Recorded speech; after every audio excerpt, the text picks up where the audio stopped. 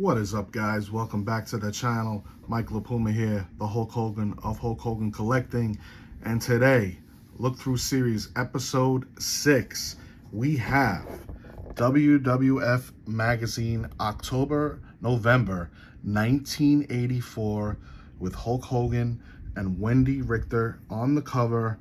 This is a hard one to get. I kept on passing it up because it goes for like 50 to 60 bucks mint. This one is not as mint as I like it to be. As you know, my other ones are pretty minty, but this was only like 14 bucks, so I had to snag it. I mean, it saved me a lot of money. So this cover is a little weird with both Hogan and Wendy holding hands, and then a picture of them holding the world. A globe. It's just a very weird cover. A picture in a picture. If you don't look real closely, you think they're holding a volleyball. That's what it always looked like to me. But it is indeed a globe. On top of the world, #1 champion Wendy Richter takes the title. And of course, back in the day here in 1984, it was bi-monthly. That's why it's October, November. Only $2.25. Wow. Now it's going for over 60 mint. So let's see what's in here. Let's take a look through. All right. And full disclosure, I've never seen this magazine, so this is the first time for me as well, looking through. All right. Front page. We have an article on restoring Our Lady of Liberty, Statue of Liberty, with Sergeant Slaughter there. All the scaffolding around the Statue of Liberty. Now, I grew up in Staten Island, and they have a ferry that goes from Staten Island to Manhattan. So I used to take that all the time, and you pass the Statue of Liberty on the way, and I do remember seeing Lady Liberty covered in all the scaffolding. So that's pretty crazy. I'm guessing it went from 84, 85. I'm sure it took a couple of years. But I do remember seeing this from the ferry. And it's actually in a movie as well, if you ever seen Brewster's Millions with John Candy and, holy crap, Richard Pryor. Wow, I couldn't think of his name. You could see Lady Liberty in with the scaffolding all around it. Brewster's Millions. Check it out. Good-ass movie. All right, let's go. Table of contents here. Oh, man. We have Hogan, so young, a young Vince McMahon. Mr. Fuji with a top hat. We have Cyndi Lauper, because, of course, this is the days of the rock and wrestling connection. There's Wendy with Cyndi right there. And a young-looking Kamala with a beard. Holy shit. Wow. All right, let's see. Let's see the actual condition of this magazine. I mean, for $15, you can't go wrong. A little bit better than 60. I know it does have this line throughout the whole magazine probably, but all right, we have an action line, 24 hours. Wow. How much was this? Vince McMahon, the voice of professional wrestling, hosts this unique 24-hour feature. Holy cow. Never knew about that.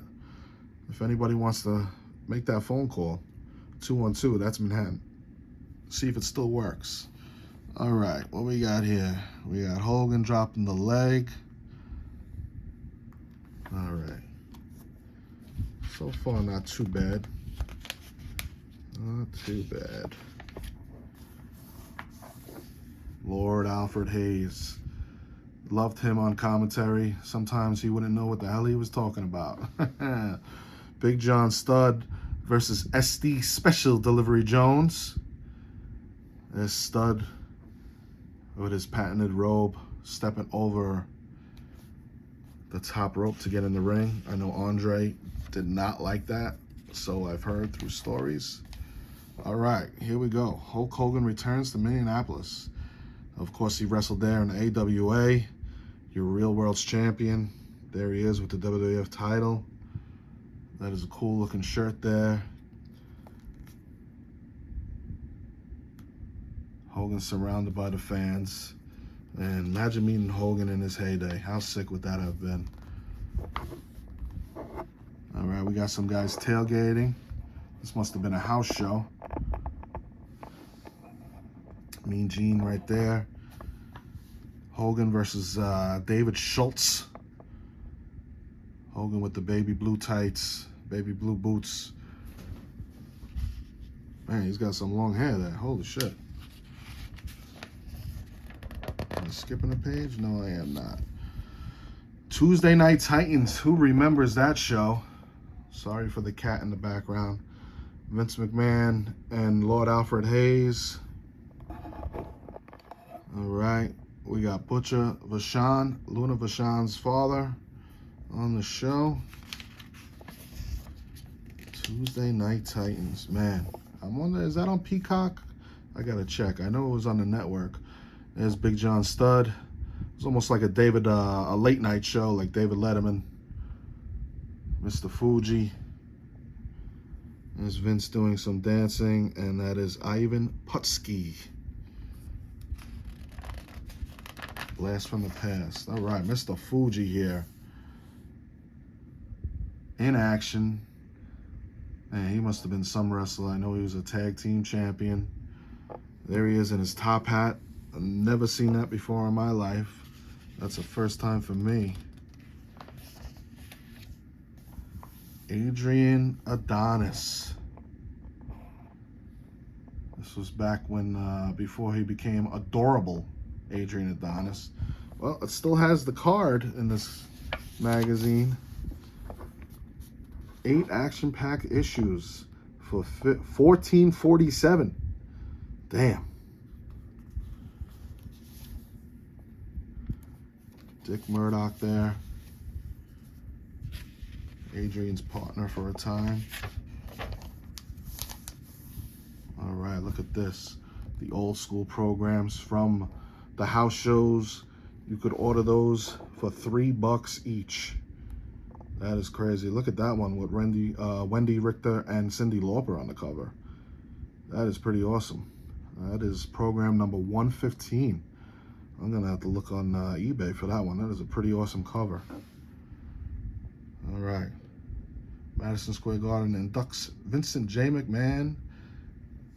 That's Vinnie Mac's father into the Hall of Fame.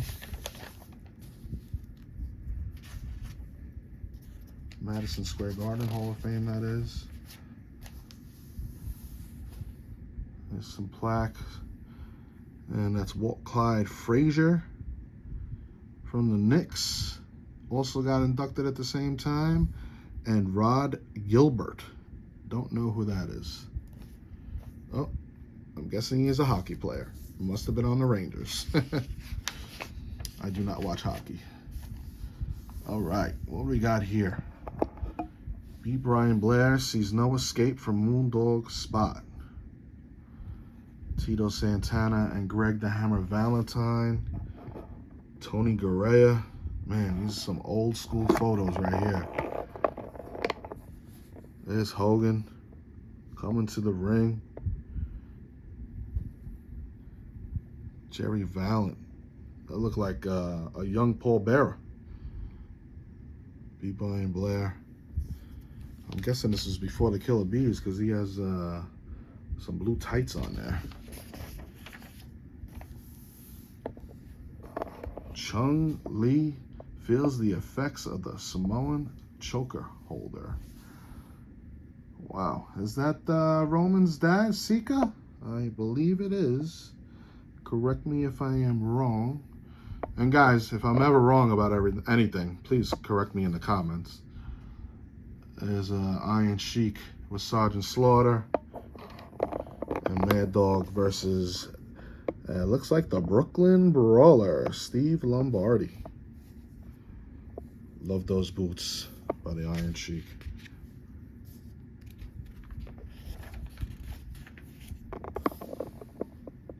Lauper and Richter. There's that classic shirt, Roddy Piper. I believe his LJN was supposed to have this, but they changed it. Captain Lou eating a bowl of, don't know what that is.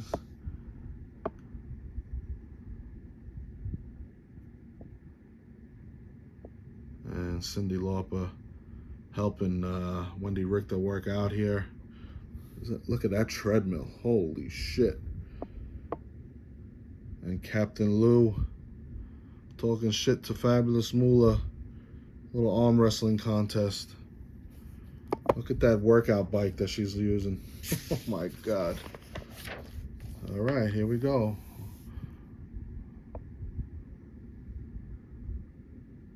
So Captain Lou was with Fabulous Moolah here. I could have sworn he was didn't Piper smash the record over his head? So I guess he was a heel back here in '84. Maud Richter and Cyndi Lauper. Man, she must have been at a lot of shows, Cyndi Lauper. Mattel needs to make her an elite. Damn. More Wendy Richter. And more Wendy Richter. Coming in the December issue.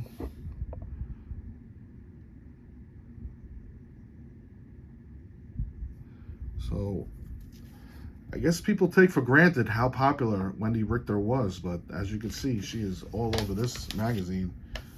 And here we go with the Fabulous Moolah.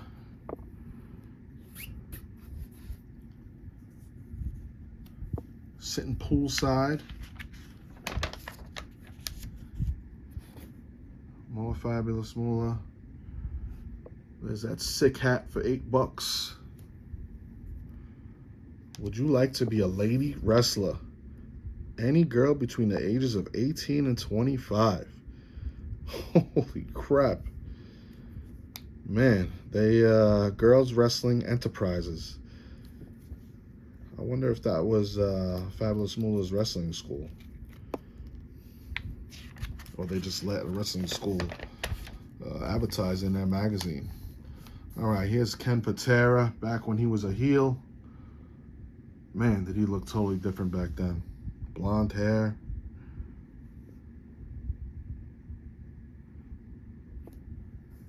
The Olympic strongman, Ken Patera. All right, we're going to go back to Mr. Fuji here versus Tiger Chung Lee. And the thing that I've noticed ever since I've started doing this, looking through these magazines, they pretty much stay with the same people in the magazine itself. They keep on going back to the articles with them. All right, here we go. Some foam fingers that you could get for $8. You don't even have to go to the shows. You could just order them by mail here. They got the Hogan hand, Snooker hand, the Cobra hand for Sergeant Slaughter. $8. Man, what a steal. All right, here we go. A little house show action. Greg Valentine sign somebody made. Salvatore Belmiro. Belmima, I don't know how to say his name. I've never heard of this guy ever before in my life. Never. So, let's see what else we have. Again, this is from '84. I was only 4 years old. I was not watching wrestling at this time. I have gone back. You know, I started in late '85, '86ish, and I used to rent Coliseum home videos, but I do not remember everybody. And, oh, look at that. Is this a movie? On the set of Columbia Pictures, Mickey and Maude.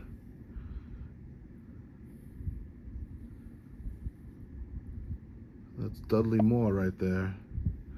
Arthur. Everybody remembers Arthur. I guess wrestlers were in this movie. There's Big John Studd and Andre the Giant. The father and son with those old school WWF hats. Sergeant Slaughter with a group of kids doing the Pledge of Allegiance. And we go back to Sergeant Slaughter in front of the White House, advertising for the magazine. A little article on Jesse Ventura and Ivan Putski. Little arm wrestling contest. Putski was jacked, but not sure about his wrestling skills. There's Jesse the Body Ventura. Look at that outfit he's got on there. Way before his time. And here's Kamala. Man, Freddie Blassie was with Kamala when he first came? Holy crap. I never knew that either. This has got to be debut Kamala. Holy crap.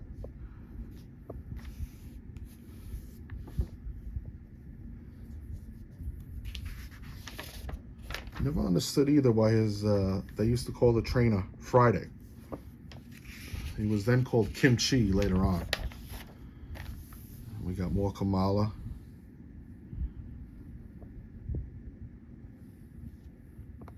And then we got a little article on the Moondogs. Used to carry around those bones. Pretty sick.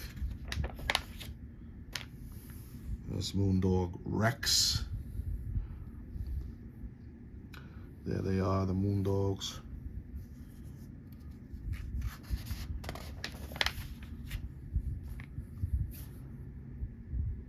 Johnny Valentine wrestled Fritz von Erich.